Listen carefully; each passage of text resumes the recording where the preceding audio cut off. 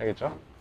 우리 저번에 견문장의 종류에서 참 이해를 덜 하신 분도 있는 것 같은데, 항상 알아놔야 하는 것은 그겁니다. 그냥 어떤 어미가 붙어서 명사절이 되는가, 어떤 어미가 붙어서 관형사절이 되는가, 어떤 어미가 붙어서 아니면 어떤 전미사가 붙어서 부사절이 되는가. 중요한 거는 네 가지. 인용절은 그렇게 솔직히 말해서 그렇게 중요하지 않고요. 중요한 건 네 가지인데, 네 가지가 명사절, 관형절, 부사절, 서술절, 이게 네 가지가 중요합니다. 참 중요해서 너무 중요해서 여러 번 강조해도 정말 지나치지 않아요. 이 내용들은 앞으로 여러분 고3까지 가져가야 되는 지식이거든요. 그래서 이게 한번 배울 때 이렇게 쭉 배워놔야 됩니다. 이 아는 문장이 다른 문장 속에 들어가 마치 하나의 문장 성분처럼 쓰인다. 그리고 이거랑 관련해서 뒤에서 선생님이 이제 빈칸 채우는 문제에서 하나 못했던 게 기억이 납니다.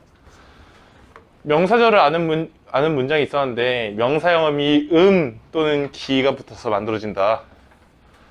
문장에서 이런 기능을 한다라고 하니까 선생님 생각에는 아마 뒤에 나오는 게 아는 문장에서 주어, 목적어, 부사어, 관형어 이걸 쓰면 되는 게 아닌가 싶기도 해요. 다 이렇게 속하니까 이렇게 부사어 이렇게.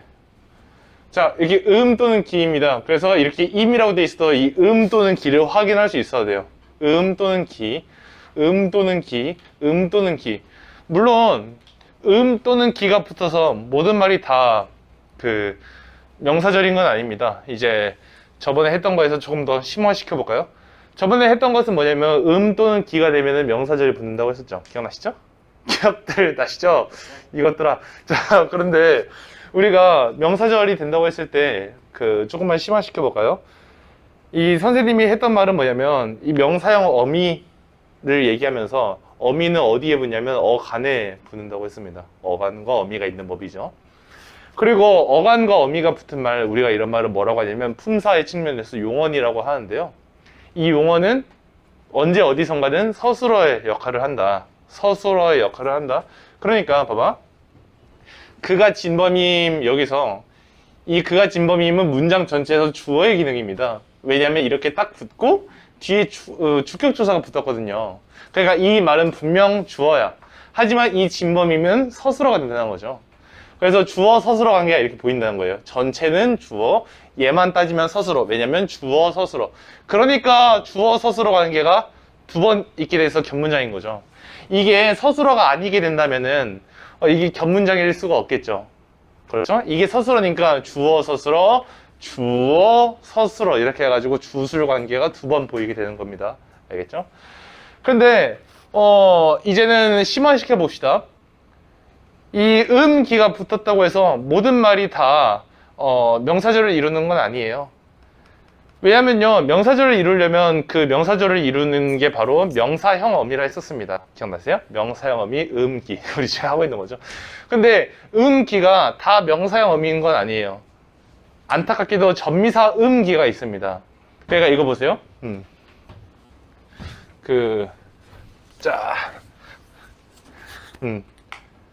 나의 죽음이 다가온다. 그가 죽음이 안타깝다. 문장이 좀 이상하긴 한데 뭐 의미는 크게 신경 쓰지 마세요. 나의 죽음이 다가온다랑 그가 죽음이 안타깝다, 요거는 굉장히 큰 차이가 있는 문장이에요. 억울하죠? 그냥 나의가 의가 가로 바뀌었다고 해서 어떤 차이가 생기는가, 이거는 굉장히 큰 차이가 생기거든요.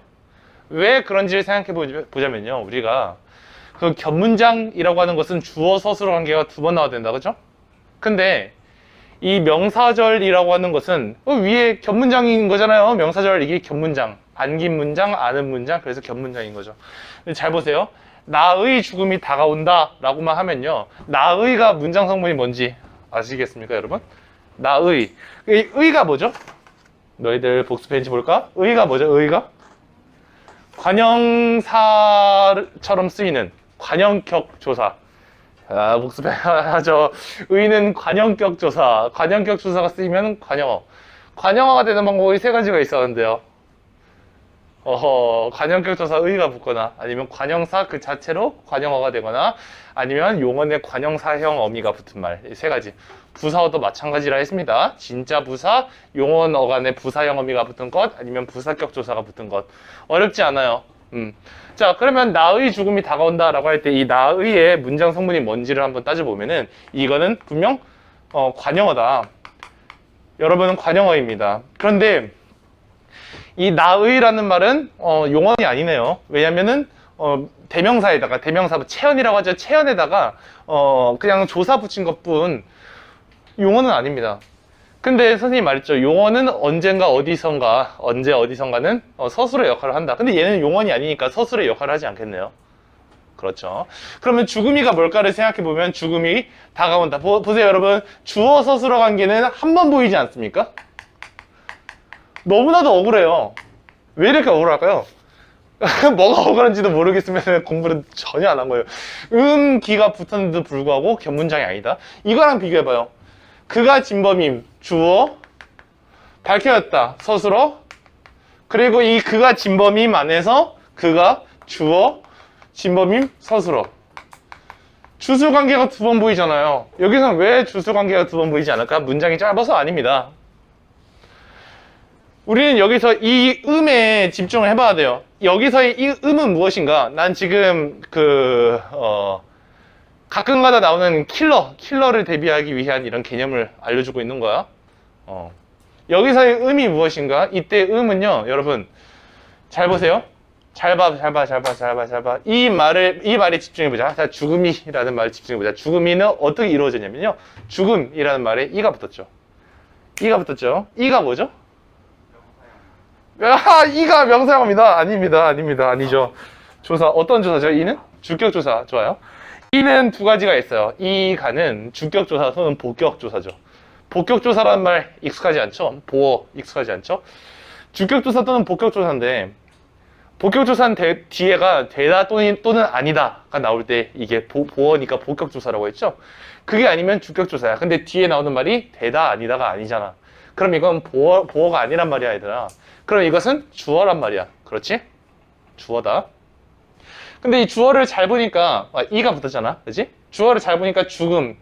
근데 내가 말하고 싶은 건 뭐야? 이게 어떻게 주어가 됐어? 를 살펴보면은 주격 조사가 붙어서 주어가 됐네? 조사는 어디에 붙죠? 조사는 그쵸 체언에 붙습니다. 근데 그것뿐 아니라 선생님 이건 뭔데요? 여기도 조사 붙었잖아요. 맞아요. 이거는 체언의 역할을 하고 있어서 그래요. 그러면 진짜로 요것은 체언이다 라고 밝혀주는 그것은 뭐냐면요, 관형어가 붙는 것입니다. 자, 여러분 관형어의 그 기능이 뭐냐면 체언을 체언 앞에서 꾸며주는 것이다. 그러면 뒤집어 보세요. 자, 다시 관형어의 기능은 체언을 꾸며주는 것이다. 이렇게 해볼까요? 관형어의 꿈을 받았어요. 누굴까요? 체언이죠. 그냥 뒤집은 것 뿐이죠. 그렇죠.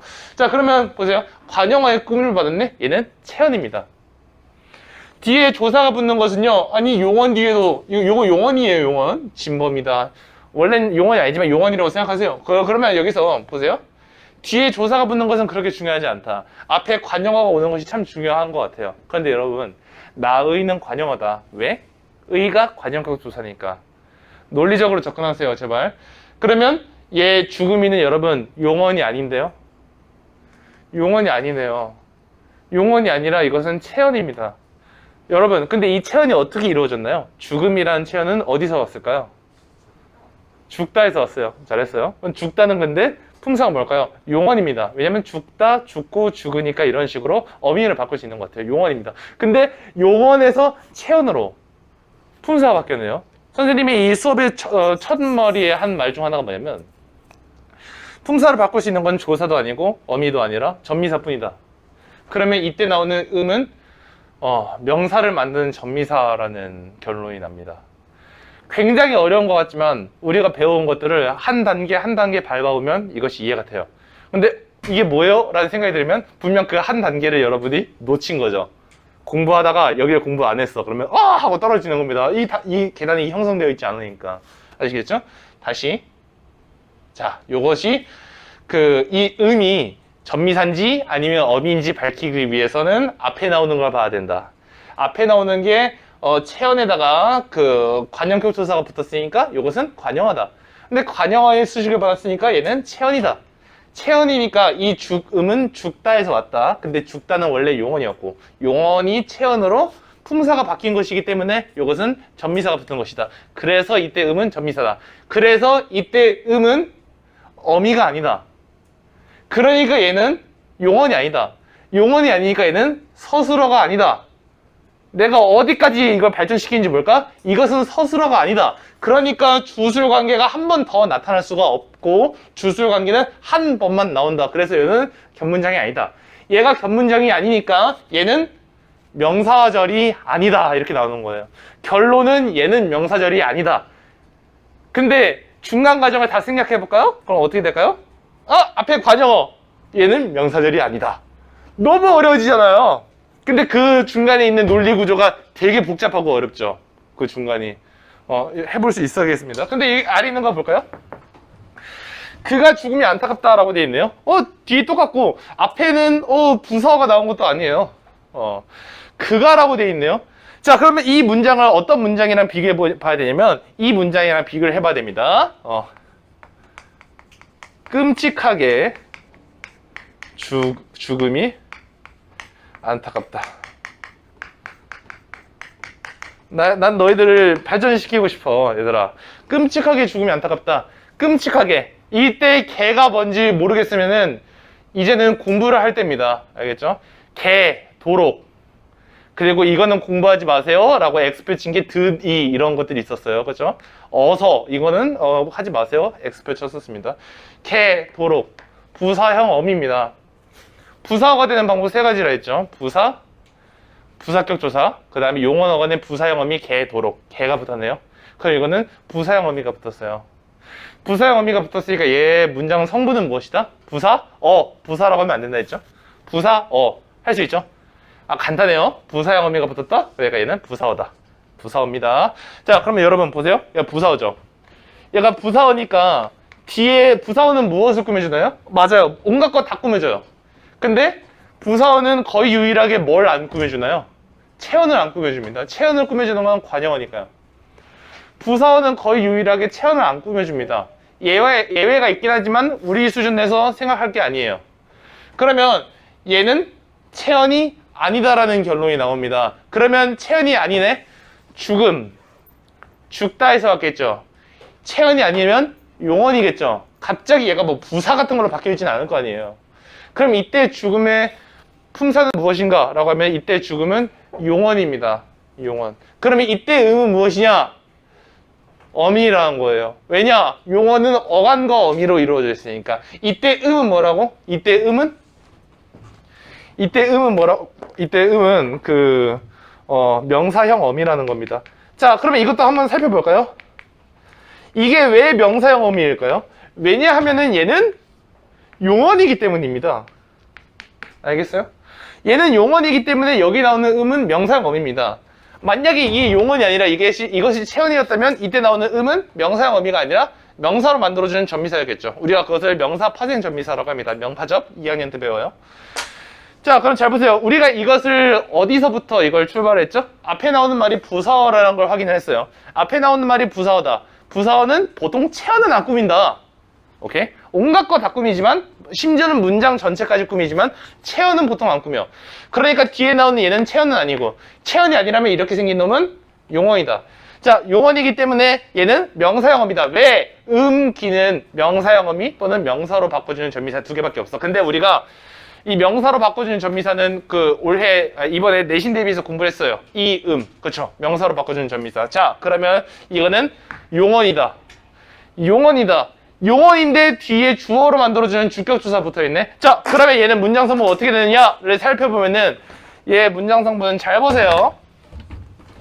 주격조사 붙어있지? 그치? 주격조사 붙어있으면 뭐가 되겠습니까? 당연히 주어가 되겠죠. 주격조사 붙어있으니까 얘가 주어. 얘가 뭔데 얘가? 그러면 얘는 서술어잖아. 근데 선생님이 말했죠. 용어는 언제 어디선가는 뭐의 역할을 한다고?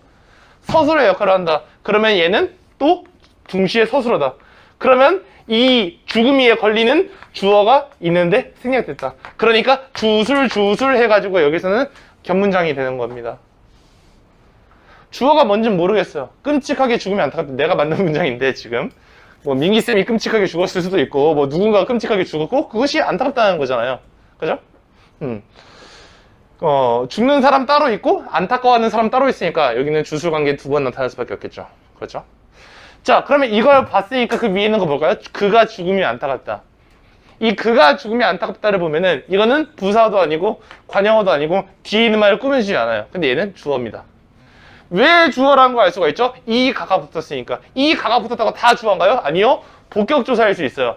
복격조사도 이 가가 있잖아요. 근데 그 복격조사 같은 경우는 뒤에 서술어가 되다 또는 아니다 둘 중 하나야. 근데 얘는 되다 또는 아니다가 아니네?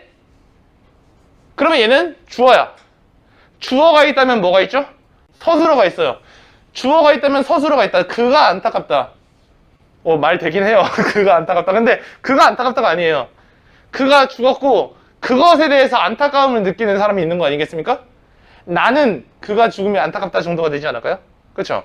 그러면 그가 죽음, 주어, 서술어. 그가 죽으면 어떻게 된다고 얘들아? 주어, 서술어가 된다. 그리고 이게 뭐가 된다고? 서술어가 된다. 이게 뭐가 된다고? 뒤에 이 붙었잖아. 이게 주어가 되는 거야. 이래서 주어, 서술어 관계 두 번 보이는 거 보이세요? 여러분? 이게 조금만 파고 들어가면 굉장히 어렵습니다. 그래서 우리가 알아놔야 되는 건 뭐냐면 이 명사절이라는 거 하기 전에 명사절을 하기 전에 반드시 관여 어떻게 만드는가 세 가지 방법, 부사어 어떻게 만드는가 세 가지 방법, 그 다음에 이 가가 주격조사라는 것 그 이해가 필요했었죠. 그렇죠? 그러니까 우리가 지금 배우고 있는 이 문장 단원이라는 게 모든 단원을 다 짬뽕해 놓은 거예요. 그리고 이거보다 조금 더 어려운 게 중세국어가 됩니다. 중세국어는 이 문장 단원이 심지어는 포함되어 있어요. 오케이? 음은 모든 게 다 포함되어 있어요. 음부터 해가지고. 관형절은 관형사염이 는, 던, 을이라고 했습니다. 그래가지고 이렇게 됐어요. 이게 관형절이다. 근데 여기서 선생님이 이야기해준 것 중 하나가 한 단어로만 돼 있어도 관형절일 수 있어요. 예쁜 누나가 죽었다. 다 죽습니다. 예쁜 누나가 죽었다라고 하면 예쁜은 그 한 단어 같아도 관형절이다. 왜? 누나가 예쁘다 해서 누나가 생략됐으니까.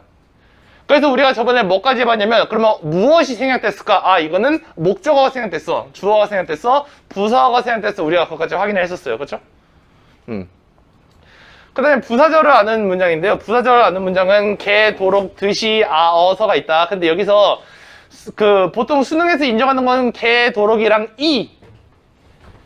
개, 도록, 이거 세 개만 인정합니다. 개, 도록, 그래서 개, 도록, 그 다음에 없이, 같이, 달리 이것만 부사절로 인정이 됩니다. 그래서 장미꽃이 예쁘게 피었다 해서 이 예쁘게는 부사절, 나무가 잘 자라도록 물을 주었다 해서 이 도록이 붙은 말 부사절, 그 다음에 비가 소리도 없이 내린다. 같이 달리 없이가 붙은 말, 자 부사절, 그 다음에 같이 달리 없이가 붙은 말, 이거는 부사절. 형과 다르다는 그는 형과 다르다라는 문장이 있고 그는 말을 잘한다라는 문장이 있는 거죠. 이해하셨죠? 서술절은 표지가 없고 문장에서 주어가 두 번 나타난다. 토끼는 앞발이 짧다. 이 서술절은 주의해야 되는 게 뭐냐면 보어가 있는 문장이랑 헷갈립니다. 그는 대학생이 되었다. 그는 대학생이 되었다. 주어, 서술어 같아 보여요. 하지만 주어, 서술어 구조가 아닙니다. 왜냐? 주어, 보어, 서술어니까. 그거 가지고 전통적으로 낚시를 참 많이 냈었습니다. 여러분은 선생님한테 배웠으니까 낚시 당하지 않기를 바랍니다. 알겠죠? 우리 여기서 다른 문장 속에 들어가 하나의 문장 성분처럼 쓰이는 문장을 안기 문장이라고 이를 밖에서 안고 있는 문장을 아는 문장이라고 한다. 자, 이것을 안기 문장을 선생님이 생각 참 많이 봤는데 여기서는 무엇에 관계를 가진 절의 모습으로 바뀌어서 아는 문장 속에 안긴다라고 했잖아요. 그럼 무엇과 무엇의 관계라고 할 때 보통 여기서 그러면 안 되지만 디귿에 그냥 전체 문장 정도, 전체 문장 과에 돼 있죠. 그냥 이거는 무시하세요. 전체 문장과 뭐의 관계라고 하면 주어, 그 다음에 서술어, 부사어, 관여, 주부서, 관 이렇게 네 가지. 이거 말고는 선생님은 답을 못 찾겠어요. 이거 선생님이 한 2년 전에 만든 교재인데 그때 술을 좀 많이 마시고 만들었나 봅니다. 선생님 책 만들 때 맨날 소주 한 병씩 마셔야 책이 나오더라고요. 올해 선생님이 책을 능률출판사라는 데서 4권을 썼는데 그래서 선생님이 마신 소주가 지금 20병이 넘을 겁니다. 그 책들을 위하여. 자, 이렇게 했었습니다. 그렇죠? 우리 이제 뒤로 넘어가서 이어진 문장 이 부분 보겠습니다. 우리가 지금 무엇을 하고 있는지 생각해 봅시다. 우리가 지금 배우고 있는 건 문장에서 겹문장 부분입니다. 겹문장을 배우기 위해서 우리는 혼문장을 먼저 배웠습니다. 혼문장은요, 주어 서술어 관계가 한 번 나오는 게 혼문장이었고, 이렇게 주어 서술어 관계가 2번 나오는 것을 겹문장이라고 합니다. 근데 겹문장 안에는 아는 문장, 안긴 문장이 있고, 두 번째로는 이렇게 이어진 문장이 있어요. 안긴 문장은 뭐냐면 이 문장이 들어가서 조그맣게 안겨 있으면서 뭐 응애 나 주어, 뭐 응애 나 서술어 이러고 있는 겁니다. 나 관형어, 나 부사어. 근데 이어진 문장 그게 아니라 왼쪽 오른쪽으로 이렇게 딱 이어져 있는 느낌이에요. 이 이어진 문장도 개념이 좀 어렵습니다. 알겠죠? 왼쪽 오른쪽 이렇게 이어져 있는 거다. 그래서 선생님이 여기다가 그 그림 조그맣게 그렸어요. 이렇게 동그라미 2개 그리면서 우리 말은 보통 오른쪽에 있는 말이 중요하다. 그래서 왼쪽 오른쪽 이어져 있으면 보통 오른쪽에 있는 문장이 더 중요합니다. 자, 그러면 보세요. 이어진 문장의 개념은 혼문장과 후문장이 연결 어미에 의해서 대등적 또는 종속적으로 이어진 문장이다. 말이 어려워요. 대등적이나 아니면 종속적이나. 멘탈 챙기셔야 됩니다. 여러분은 이제 고등학생이잖아요. 그렇죠? 이 정도는 여러분의 능지로 해결할 수 있어요. 대등적으로 이어진 문장은 뭐냐면 앞절. 자, 앞절이 뭐냐면 앞문장입니다. 앞문장. 자, 절이 뭐냐? 주어 서술어 관계가 있으면 절입니다. 영어에선 주어 동사라고 하죠. 앞에 있는 주어 서술어 관계 그리고 뒤에 있는 주어 서술어 관계가 독립적이다, 대등하다. 근데 말이 처음 보는 말입니다. 독립적이라는 게 뭐지? 대등하다라는 게 뭐지? 자, 독립적이다라는 것은 뭐냐면요, 독립적이지 않은 것부터 생각해 봅시다. 독립적이지 않은 걸 우리가 의존적이라고 말을 하거든요. 오케이? 물론 또 의존적, 뭐 자립적 많은 말들이 생각나겠지만 독립적이지 않은 걸 의존적이라고 합니다. 자, 그러면 우리가 지금 겹문장을 배우고 있는데 겹문장에서 이 이어진 문장 배우기 전에 우리가 먼저 배운 게 아는 문장과 안긴 문장입니다. 안긴 문장은 독립적이지 않아요. 왜냐하면 큰 문장 안에 쏙 들어가서 응애 나 아기 부사어 뭐 이러고 있는 거잖아요. 그렇죠? 거기 안에 딱 잘하고 있는 거라니까. 거기서 기생충 마냥 거기 딱 들어가 있는 거란 말이야. 근데 이것은 그렇지 않고 문장과 문장이 떨어져 있습니다. 그래서 독립적이라고 하는 거예요. 오케이? 여기서 그러니까 그 대등적으로 이어진 문장이라는 것은 한 문장이 다른 문장 안에 들어가서 뭐 부사의 역할을 한다던가 아니면 관형어의 역할을 한다던가 주어의 역할을 한다던가 이런 게 아니라는 거죠. 오케이? 그리고 대등한 관계라는 것은 뭐냐면요, 대등한 관계는 앞, 뒤 중에서 뭔가 더 특별하게 하나 더 중요한 게 없다는 겁니다. 근데 선생님이 방금 얘기했잖아. 아니 그러면 이게 문장에서 이렇게 2개 그려가지고 선생님 방금 얘기했잖아요. 이거 2개 그려가지고 뒤에 게 더 중요하다며 이것은 한 문장에 한 문장을 꾸미는 경우입니다.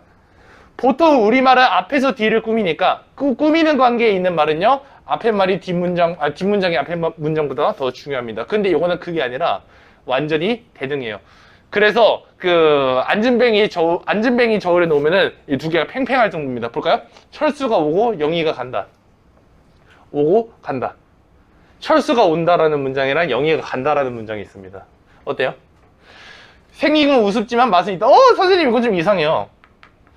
철수가 오고 영희가 간다. 이건 인정하겠어요. 근데 생긴 건 우습지만 맛은 있다. 생긴 건 웃어. 그럼에도 불구하고 맛은 있어. 이러니까 의미가 독립적이거나 대등하지 않고 뒤에 게 더 중요한 거 아닌가요? 여러분, 외워두면 편한 게 있는데요. 외워두면 편한 게 여기서 이 대등적으로 이어진 문장은 의미가 딱 3가지밖에 없습니다. 나열, 대조, 선택인데요. 이거 영어로 번역하면 어떻게 되는지 아세요? 나열이 and고요. 대조가 but이고요. 선택이 or입니다. 이렇게 대등적으로 이어진 문장은요, 이렇게 3개의 관계를 보이는 문장만 대등적으로 이어진 문장입니다. 나머지는 싹 다 종속이에요. 무슨 비커즈냐 그런 거 있잖아요. 잘 모르는데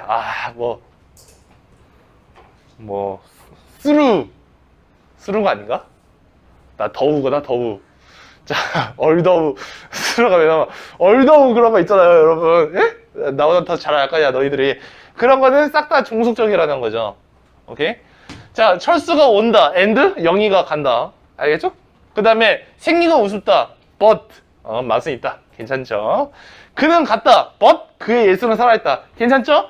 바다에 가든지 or 산으로 가든지 빨리 정하자. 괜찮죠? 이렇게 and, but, or 이 세 개의 의미를 가지는 이 문장 세트, 이것을 우리가 뭐라고 한다? 대등적으로 이어진 문장이라고 한다. 근데 대등적으로 이어진 문장 말고는 뭐 하나 더 있다. 뭐야? 종속적으로 이어진 문장이 있다. 근데 이 종속적으로 이어진 문장은 뭐냐면 독립적이지 않고 종속적인 관계다. 종속적인 관계는 뭐냐면 앞에가 뒤에를 꾸며준다는 소리예요. 꾸며줘버려. 이 종속적 연결어미는 안 해도 됩니다. 이 대등적 연결어미는 안 외워도 돼요. 자, 그러면 봄이 되면 산에 꽃이 핀다. 자, 봄이 되면 when 그 spring comes, 그 플라워 뭐 핀다 뭐라냐? 불버? 뭐야? 핀다가 영어로 뭐예요? B로 시작하는 말 있잖아요. 네, 알겠습니다. 핀다가 영어로 뭐죠? B로 시작하는 말. 블룸? 고맙습니다. 그런가요? 나 잘 몰라. 그 블룸, 그래요. 인인가요? 인 마운튼. 좋았습니다, 여러분. 자, 그러면 이런 게 조건이다. 뭔진 모르겠어도 and, but, or은 아니죠? 과일을 사라. to. 일단 and, but, or은 아니죠? 학교에 가려고 to. and, but, or은 아니잖아요. 야식을 자주 먹어서 살이 쪘다. 불쌍한 친구. 비커지네요. 이것도 and, but, or은 아니죠. 이렇게 문장과 문장이 왼쪽 오른쪽으로 이어져 있을 때 and, but, or로만 되는 것을 우리가 대등적으로 이어진 문장이라고 하고 나머지를 싹 다 종속적으로 이어진 문장이라고 합니다. 그리고 이것은 분명히 안긴 문장과는 달라요. 왜? 안긴 문장은 하나의 문장 속으로 들어온 거라니까. 얘는 들어오지 않았잖아. 얘는 딱 자를 수 있어요. 문장을 들어오지 않았잖아.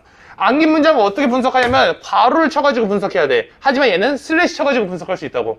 차이를 아시겠습니까? 그런 거예요.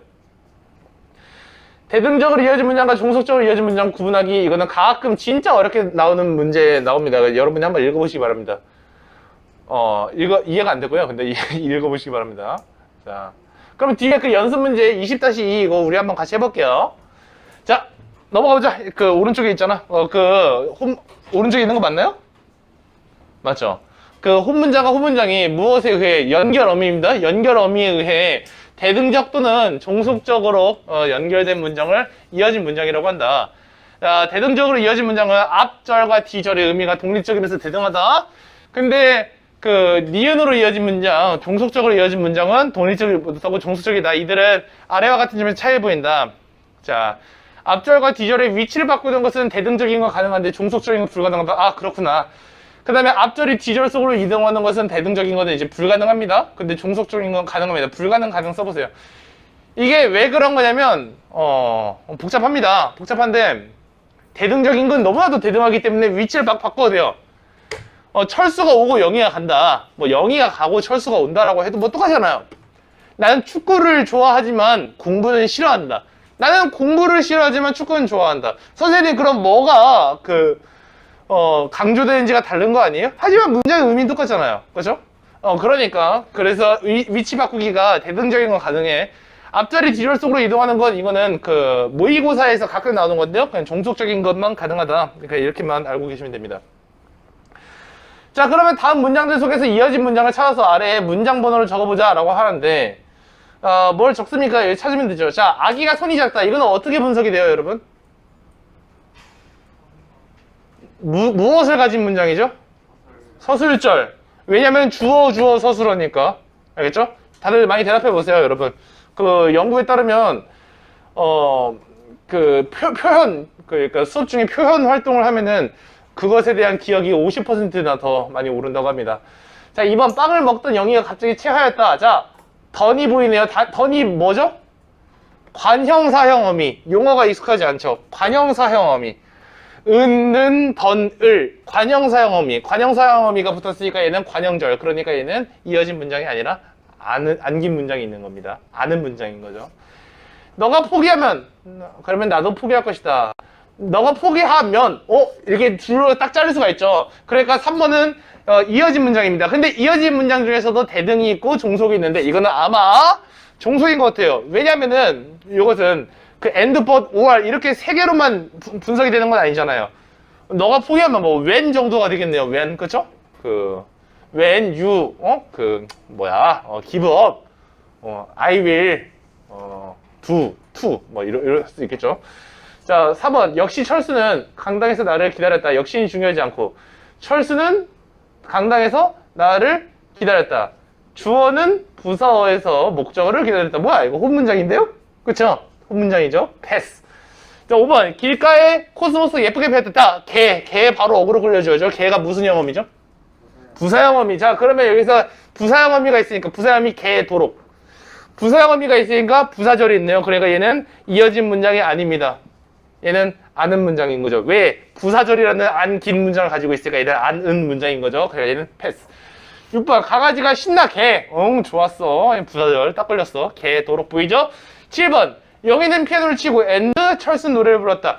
맞아요. 이어진 문장입니다. 그 이어진 문장 안에서도 대등적으로 이어진 문장 같아요. 그래서 요거는 7번은 맞아요. 이어진 문장이네요. 자, 그다음 8번 내가 도착하자마자 잘라집니다. 너는 연락을 취하여라. 주어 서술어 주어 서술어. 근데 뭐뭐 하자마자 이것은 일단 대등적이지는 않아요. 왜냐? and but or이 아니니까. 그래서 이거는 종속적으로 이어진 문장 같아요. 어쨌든 이어진 문장이잖아요. 종속적으로 이어진 문장 중에서 8번 같은 거는 이제 동시 또는 배경이라고 말합니다. 이 뭐뭐 자마자라는 표현은 영어로 분석하면 when 정도로 분석할 수가 있습니다. 자, 3번. 쉣. 자, 대등적으로 이어진 문장이랑 종속적으로 이어진 문장으로 이제 구분을 해보자. 자, 1번부터 선생님의 사고 과정을 잘 들어보세요. 철수가 오면 그들은 바로 출발할 것이다. 자, 문장이 일단 분석이 됩니다. 어떻게 나눠지냐면 이렇게 나눠져요. 일단 1, 2, 3, 4, 5 선생님이 해줄 테니까 여러분은 나머지 지금 여기서 해볼 거예요. 자, 2번. 나는 가방이 너무 무거워서. 아, 그렇구나. 자, 이렇게 들지 못했다. 가방이 너무 무겁다. 2번은 어려운 문장이네요. 자, 3번은 여기 만에서 끊기네요. 자, 4번은 이렇게 끊기고요. 자, 5번은 이렇게 끊겨요. 어려워요. 이거 생각보다 어려워요. 자, 근데 이게 어려워지는 이유가 뭔가를 설명드리겠습니다. 이게 상당히 어려워지는 이유가 뭐냐면요. 종속적으로 이어진 문장의 특징 때문이에요. 자, 알아둡시다. 종속적으로 이어진 문장은요. 뒷문장 속으로 쏙 들어갈 수가 있어요. 마치 안긴 문장처럼 쏙 들어갈 수가 있어요. 근데 안긴 문장과 가장 큰 차이점은 뭐냐? 어미가 다릅니다. They have different mom. 어떻게 어미가 다르냐? 앞에서 우리가 안긴 문장 같은 거 보면은 명사절, 기, 관형절, 는 을던, 부사절, 개, 도록, 서술절 딱히 없음. 얘들은 뭔데? 면, 서, 지만, 려고 달라요. 오케이? 완전히 다릅니다. 자, 그러면 1번 보세요. 철수가 오면 그들은 바로 출발할 것이다. and but or로 설명되지 않고요. 시간 같은 걸 나타내네요. and but or이 아니죠? 그러니까 이거는 종속입니다. 2번 나는 가방이 너무 무거워. 원인과 결과 같지 않나요? 일단 and but or은 아니죠. 원인과 결과 같죠. 그렇죠. because 정도로 해석되지 않을까요? 그러니까 이것은 뭐다? 종속입니다. 동생은 과일을 좋아하지만 but 채소를 싫어한다. 자, 근데 여기 뒤에서 왜 주어가 생략됐을까요? 동생은이 중복되니까. 좋습니다. 중복되니까 잘했어요. 자, 4번 그는 새를 잡으려고 돌을 던졌다. 자, 이거 볼게요.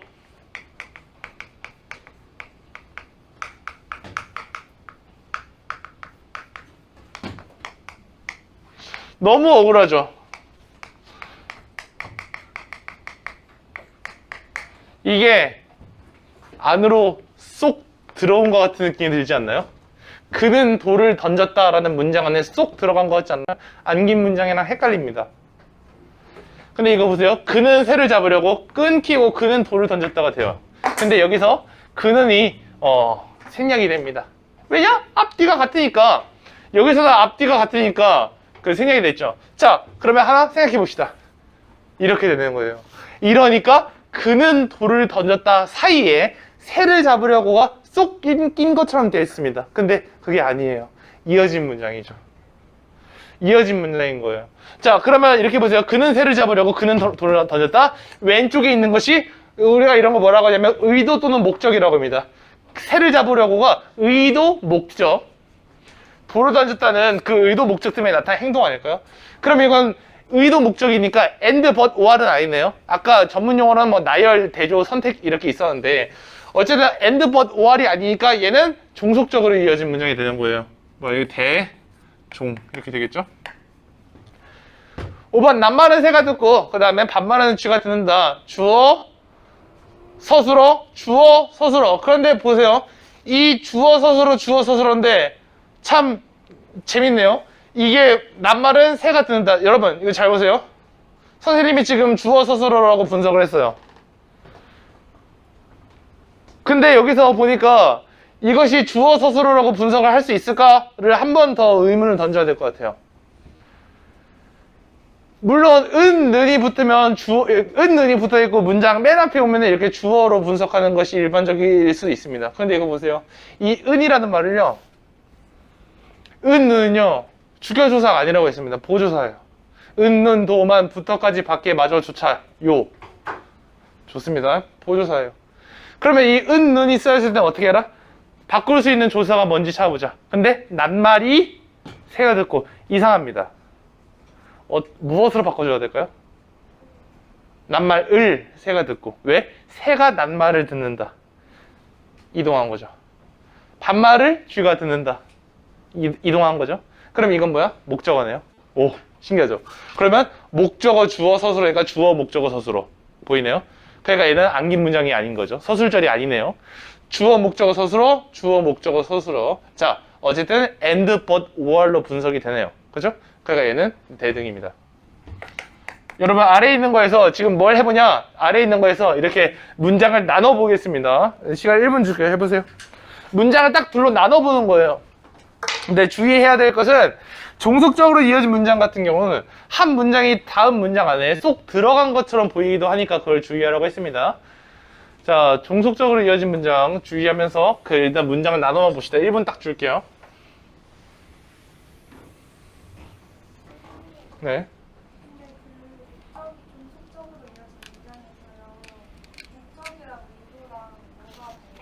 구분할 필요가 없습니다. 의도 목적은 구분하지 않아도 돼요. 그 책에 따라서 구분이 되는 경우도 있어요. 의려고 이게 뭐 그 의도고 의러가 목적이다 이렇게 구분하는 경우도 있지만 전혀 중요하지 않습니다. 몰라도 돼요. 그냥 의도 목적 이렇게 두 개로 묶으시면 됩니다.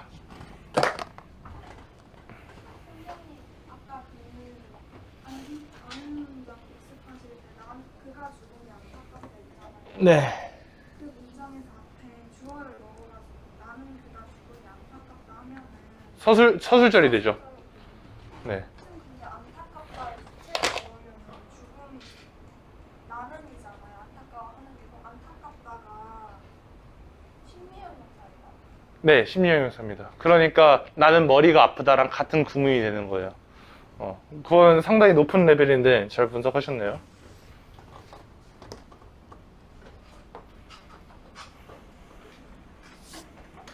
안타깝다랑 슬프다는 의미상 두 개를 구분을 할 수가 없죠. 둘 다 심리형용사입니다. 자, 해보면은 우리 6번부터 같이 해봐요. 우리 나는 밥을 먹으러 아하 치원 귤은 까서 먹고 그렇습니다. 라임 죽이네요. 이것은 장미꽃이고 나는 아파서 산으로 가든지 강으로 가든지 이거는 이렇게 세 개로 나뉘네요. 여러분. 자, 11번 철수의 말이 거짓말이면 아하 형은 밥을 먹었으나 13번 사람은 책을 만들고 선생님이 좋아하는 말입니다. 교보문고에 가면 맨날 걸려있는 말이에요. 도로가 막히니 그러니까 대중교통을 이용하자. 자, 15번 비가 내려서 그렇습니다. 16번 영수는 숙제를 하려고 영수는 아침 일찍 일어났다. 17번 하늘에서는 많은 비가 내리고 그리고 많은 눈이 내렸다. 하늘에서는 반복되는 것 같으니까 하나가 생각됐겠죠. 18번 공부를 열심히 하든지 청소를 열심히 하든지 해라. 왜 18번을 3개로 나누는 이유는 그러면 편하기 때문입니다. 그래서 보통 3개로 나누는 게 일반적입니다. 이런 18번 같은 거, 이런 10번 같은 거. 자, 보면요. 우리 6번부터 보면은 먹으러 의도 목적입니다. 그러니까 종속. 귤은 까서 먹고 and but or입니다. 대등. 이것은 장미꽃이다. 저것은 국화꽃이다. 장미, 국화. and죠? 대등. 나는 아파. 그래서 병원에 갔다. 자, 원인과 결과입니다. 원인. 그러니까 이것은 종속.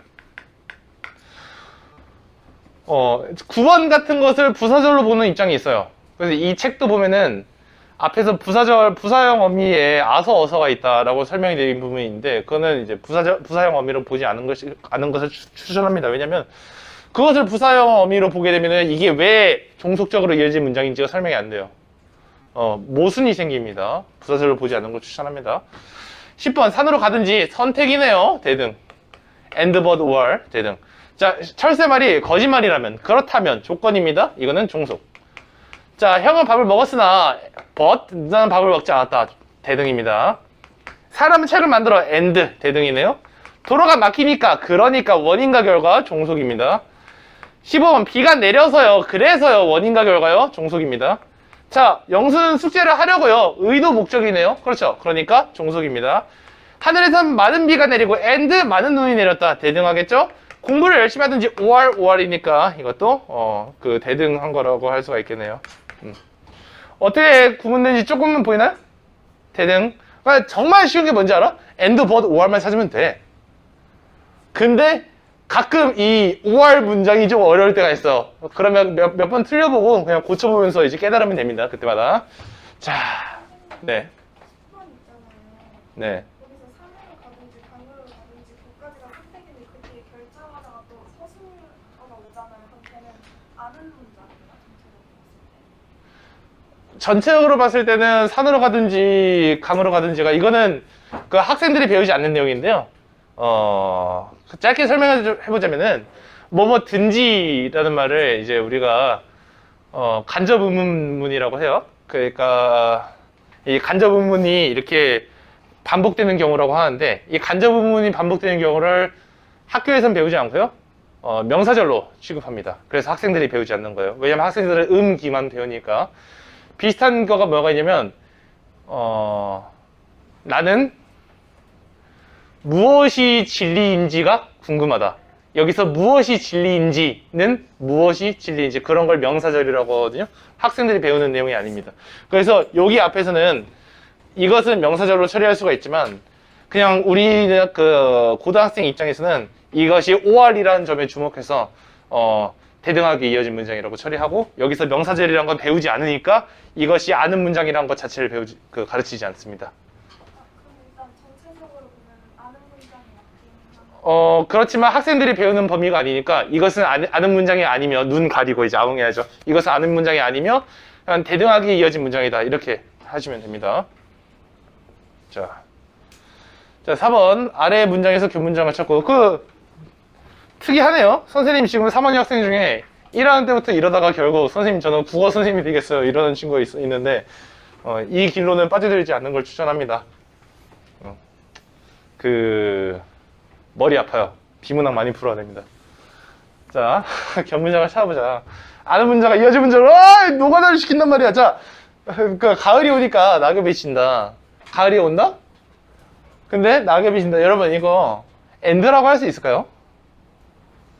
and일까요? 가을이 왔다. 그리고 낙엽이 진다. 그게 아니죠. 가을이 오니까 그러니까 낙엽이 진다. 이거는 이상하지만 그 원인 결과라고 할 수 있지 않을까요? 그렇죠?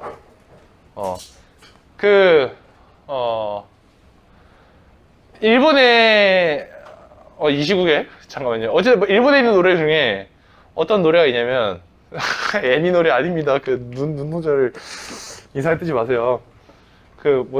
내가 죽으려고 생각하는 것은 이라는 노래가 있습니다. 아세요? 당연히 몰라겠죠. 내가 죽으려고 생각한 것은 이라고, 내가 죽는 그 이유를 생각해 본다는 노래인데, 목소리가 좋습니다. 남자 가수인데, 거기서 보면은 신발끈이 풀리니 죽고 싶다라는 문장이 있거든요. 갈매기가 울어서 죽고 싶다. 뭐였더라? 뭐 그런 거 있습니다. 노래소리가 좋아서 죽고 싶다. 그러니까 뭘까요? 그런 나열을 통해서 하고자 했던 말은 죽음을 생각하는 그 정도로 이제 멘탈이 약해진 사람은 정말 쉬운 이유에도 이제 극단적인 선택을 할 정도로 멘탈이 약해졌다. 뭐 이런 소리를 하려고 하는 것 같은데, 그렇겠죠? 거기서 갈매기가 우니까 죽고 싶다. 원인과 결과죠. 갈매기가 울지 않았다면 죽고 싶지 않았을 것. 여기서도 그러니까 가을이 오니 낙엽이 진다는 이제 원인과 결과입니다. 알겠죠? 이거 관련해서 그 예쁜 문장도 있는데, 그 해가 뜨니까 너의 못생김이 보인다였나? 예쁜 문장이죠. 해가 뜨지 않았으면 너가 못생겼다는 걸 난 깨닫지 못했죠. 예쁜 문장이 아니라 절망적인 문장이네요. 어쨌든 이거는 그러니까 이어진 문장이고, 이어진 문장 속에서는 굳이 구분하자면 종속적으로 이어진 문장이라고 할 수 있겠네요.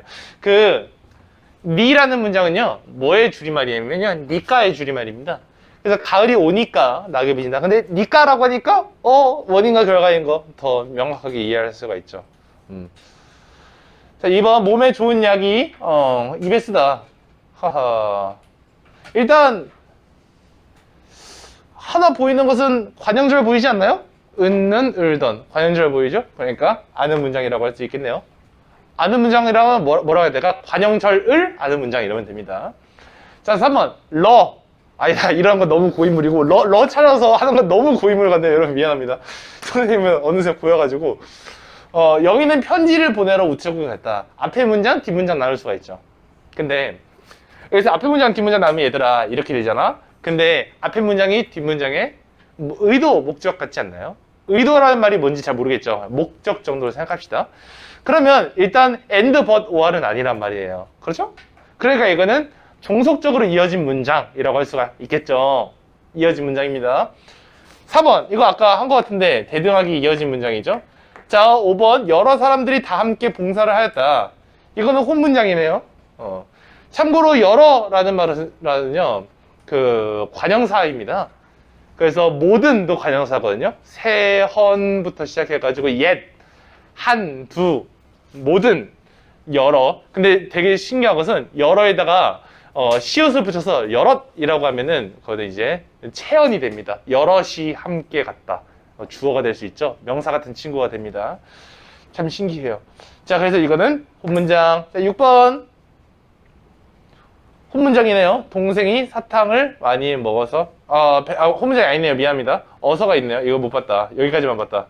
사탕 먹고 싶었나 봐요, 선생님이. 그래서 이렇게 보면은 여기 보면은 원인과 결과네요. 사탕을 많이 먹었어요. 그래서 배탈이 났죠. 그쵸? 그러니까 원인과 결과. 이거는 이어진 문장이다. 근데 이어진 문장 중에서 종속적으로 이어진 문장 이렇게 볼 수가 있겠네요. 7번 나왔습니다. 명사절. 그쵸? 그 다음에 8번 할아버지께서 이때 깨서는 주격조사입니다. 우리가 특이한 주격조사가 두 가지가 있는데 하나는 깨서, 하나는 에서입니다. 깨서는 높이 있을 때 주격조사고요. 에서는 정부에서로 설명을 했죠. 학교에서. 단체를 뜻하는 명사에 붙어서 가끔씩 그 단체 자체가 주체일 경우에 그럴 때 이 에서가 시청에서 대회를 열었다. 그 에서 자체가 이제 주격조사가 될 수 있습니다. 어찌든지 간에 이거는 주어가 부서에게 목적어를 줬으니까요. 이거는 혼문장이 되겠죠. 자, 9번. 동규는 농구를 하지만 그렇지만 희석인 축구할 때 딱 나뉘죠. 나뉘면서 벗으로 나뉘죠. 그러니까 이어진 문장인데 이어진 문장 중에서도 대등하게 이어진 문장이 되겠네요. 그렇죠. 자, 선생님께서 철수는 급식을 오라고 하셨다. 자, 인용절입니다. 어떻게 할 수가 있냐면요. 뭔가 선생님이 한 것 같은 이야기가 보이고 그 다음에 뒤에 고가 붙어 있어요. 이때 고는 인용의 그 부사격 조사 고입니다. 어렵죠? 그래서 이때 인용의 부사격 조사 고가 붙어 있다는 점. 그런데 이렇게 큰 따옴표가 안 써져 있는 점에서 이거는 간접 인용절인 것 같네요. 어쨌든 간접 인용절을 아는 문장입니다. 개헬이죠? 자, 5번. 다음, 여기까지 하고 잠깐 쉬죠. 우리 5분 남았는데. 다음 조건을 바탕으로 해서 아래 얘처럼 대등적으로 이어진 문장이랑 종속적으로 이어진 문장을 구별해보자. 자, 그렇구나. 자, 의미 변화, 문장 종류. 자, 앞절과 뒤절의 의미를 바꿨을 때 의미 변화가 있는지 한번 같이 볼게요. 1번, 예술은 길고 인생은 짧다. 인생은 짧고 예술은 길다. 의미 변화가 없다고 보시면 됩니다. 의미 변화라는 게 도대체 뭐냐? 여기서 볼게요. 알겠죠? 이거는 의미 변화가 없으니까 문장 종류는 대등적인 겁니다. 자, 2번. 네가 우니까 나도 슬프다. 자, 보세요. 너가 슬프니까 나도 운다. 이거는 논리 구조가 바뀌는 거예요. 그 원인과 결과 같은 경우는 논리 구조입니다. 앞에 게 작고 뒤에 게 커요. 뒤에 거가 결국 결론인데 그 결론으로 가는 원인이 앞에 겁니다. 그 원인과 결과가 통째로 뒤바뀌어 버리는 거예요. 여기서 문장의 위치가 바뀐다는 것은. 그러니까 여기서 네가 우니까 나도 슬프다는 내가 슬프니까 너가 운다 정도로 바뀌면 안 되겠죠. 이상해지잖아요. 문장이 이상해진다는 게 원인 결과의 논리 구조가 바뀌어. 그러니까 의미 변화가 있으니까 당연히 종속입니다. 선생님 지금만 써야지. 자, 동생은 숙제를 했지만 언니는 놀았다. 뭐 어쩌라는지. 어쨌든 얘는 대등적입니다. 그냥 왜냐면 and but were 정도로 앞뒤를 바꿀 수 있어요. 언니는 놀았지만 동생은 숙제를 했다. 뭐에 더 강조가 가는 게 아니냐. 이거는 신경 쓸 필요가 없습니다. 왜냐면 우리가 본능적으로 한국어는 뒤에 있는 게 더 중요하다고 인식하는 거기 때문에 언니가 노는 게 더 중요한 것처럼 보이는 것뿐 둘 다 똑같습니다. 알겠죠? 언니는 놀았지만 동생은 숙제를 했다. 이 문장이랑 똑같다고요. 논리 구조가 똑같아요. and로 엮여 있습니다. 의미 변화가 없고요. 그러니까 대등적입니다. 자, 그 다음에 나는 TV를 보면서 밥을 먹는다. 밥을 먹으면서 TV를 보는 거랑 TV를 보면서 밥을 먹는 거랑 똑같은 거 아닌가요? 라고 생각할 수가 있어요. 진짜 똑같아 보여요. 근데 잘 생각을 해봐야 되는 건요. 똑같아 보이는 이유가 있습니다. 이때 의면서예요. 의면서. 죽으면서라는 말 있죠. 의면서 또는 면서라는 말은 이거 자체가 어떤 의미냐면요. 동시라는 의미예요. 의미가. 일단 동시이기 때문에 and but or은 아니라서 종속이겠죠. 그런데 이 동시라는 의미를 가졌기 때문에 앞에랑 뒤에랑 문장을 싹 바꿔도 비슷하게 보이는 뭔가 효과는 있습니다. 착시 현상이에요. 그런데 여기서 중요한 건 뭐냐면요. TV를 보면서 밥을 먹는다. 이거는 앞뒤를 바꾸면 어떤 의미 차이가 발생하냐면 나는 밥을 보면서 TV를 먹는다. 난 TV를 보면서 밥을 먹는다. 어떤 의미의 차이가 있는 것 같아요, 여러분? 동시인데. 밥을 먹으면서 TV를 본다. 그 다음에 TV를 보면서 밥을 먹는다. 결국은 어떤 행동이 더 중요한가입니다. 나는 밥을 먹는 행동이 더 중요하고요. 그 밥을 먹는 동안 그러는 동안 나에게 있어서 잠깐 왔다 가는 행동은 TV를 보면서입니다. 오케이? 근데 나는 밥을 먹으면서 TV를 본다는요. 결국 나는 TV를 봐요. 근데 그런 동안 밥이 왔다 가는 겁니다. 똑같은 거 아닌가요? 왜냐면은 동시라는 의미라니까, 동시. 그러니까 한꺼번에 일어나는 현상이기 때문에 논리적으로는 파악하기 쉽지 않아요. 무엇이 더 중요하냐 이걸 가지고 이렇게 선생님이 말을 할 수 있지만 솔직히 좀 어거지 같아 보이기도 합니다. 억지 같아 보여요. 그렇기 때문에 이런 거는 어떻게 구분해야 되냐면 원래는 위치를 바꿨을 때 의미가 달라지는 겁니다. 얘는 달라져요. 그러니까 내신 시험 같은 데에다가 4번 문제 이거 위치를 바꿨을 때 의미의 변화가 있는 거 맞냐? 라고 물어보면 맞다고 해야 됩니다. 아니요, 없는 것 같아요. 솔직히 동시이고 뭐든 동시에 일어나는 행동이잖아요. 그러니까 요거는 의미 변화가 없어요. 라고 하면 땡, 틀린 거예요. 왜냐하면 좀 어거지 같아 보여도 문법이라는 게 일단 하나 정해놓은 것이 있고 그 정해놓은 것을 따라가야 되는 것이 있는데 근데 여기서는 종속적으로 이어진 문장은 앞, 뒤를 바꿨을 때 의미의 변화가 있다라고 합니다. 그리고 and but or이 아니면 종속이라고 합니다. 그러니까 얘는 and but or이 아니기 때문에 종속이다. 종속이기 때문에 앞, 뒤에 위치를 바꾸면 변화가 있다. 그렇게 이해하는 게 제일 이해가 아니죠. 받아들이는 거죠. 그렇게 받아들이는 게 제일 합리적이지 않을까 싶어요. 그래서 얘는 있다. 그러니까 얘는 종속 이렇게 보시면 됩니다. 자, 5번 친구가 와서 나의 기분이 좋다. 어서가 붙은 말인데요. 친구가 오다라는 말이죠. 오아서예요. 오아서. 그래서 줄어들어서 와서. 이렇게 줄어드는 것은 우리가 이번 1학기 때 배웠던 축약 현상이랑 관련이 있는데요. 우리가 학교 교과서에는 축약 현상을 거센 소리 대기라고 하면서 자음 축약만 배웠었는데 프린터로 좀 더 학교에서 나간 친구들은 모음 축약도 알고 있는 경우가 있는 것 같아요. 이런 건 모음 축약 현상이라고 합니다. 2학년 때 배워요. 어쨌든 이거는 친구가 왔다. 그 원인 때문에 나의 기분이 좋다라는 결과가 됐죠. 나의 기분이 좋아서 친구가 온 게 아니지 않습니까? 논리적으로. 그렇죠? 그러니까 이거는 의미 변화가 있다. 의미 변화가 있으니까 이것은 종속적이다. 이렇게 볼 수가 있습니다. 자, 그 다음 너가 숙제를 잘하면 내가 선물을 줄게. 자, 이때 걔는 개 도록이 아닙니다. 왜냐면 뒤에 이어지지가 않잖아요. 그죠? 그래서 이때 개 도록이 아니라서 요거는 절대로 부사형 어미가 아닙니다. 우리가 이런 걸 뭐라고 하냐면 의리을계라고 하는데요. 의리을계라고 해서 약속의 평사형어미라고 합니다. 자, 내가 선물을 줄게. 약속하는 겁니다. 너가 숙제를 잘 하면, 근데 하면, 이런 거 이제, 조건이라고 하는데요. 자, 내가 선물을 주면 너가 숙제를 잘 한다. 네, 그러네요. 바뀌었어요. 그죠? 인과관계가 바뀌었으니까, 조건과 그 조건에 따라서 벌어진 일, 이것이 바뀌었죠? 그러니까 요거는, 의미 변화가 있습니다. 의미 변화가 있으니까, 문장 종류가 정속적인 겁니다. 2개 남았어요. 철수가 늦잠을 잤어요. 그래서 지각을 했습니다. 철수가 지각을 해서 늦잠을 잤어. 말은 되네요. 딱 보니까 지각이야. 에이씨. 어차피 지각한 거 더 늦잠을 잘 수도 있죠. 어찌든지 간에 의미 변화가 있습니다. 그러니까 종속적입니다. 자, 그 다음 밥을 먹든지 빵을 먹든지 만들. 요거는 어떻게 되냐면요. 사실 이 뒤에 거를 이제 무시를 해요. 이 뒤에 거를 무시를 하고 그러니까 밥을 먹든지 네 마음대로 해라 빵을 먹든지 이게 아니에요. 막 바꾸라는 게 아니라 여기 2개 사이에서만 바꾸라는 겁니다. 이 2개 사이에서만. 그러니까 밥을 먹든지 빵을 먹든지 이 말을 빵을 먹든지 밥을 먹든지 똑같잖아요. 그러니까 여기서 이거 2개를 바꾸는 것은 의미 변화가 없다. 의미 변화가 없으니까 우리는 이러한 문장 종류를 뭐라고 하냐면 대등적으로 이어진 문장이라고 합니다. 아시겠죠? 좋아요. 잠깐 쉬고. 다 끝났다. 드디어. 드디어 여기까지 했습니다.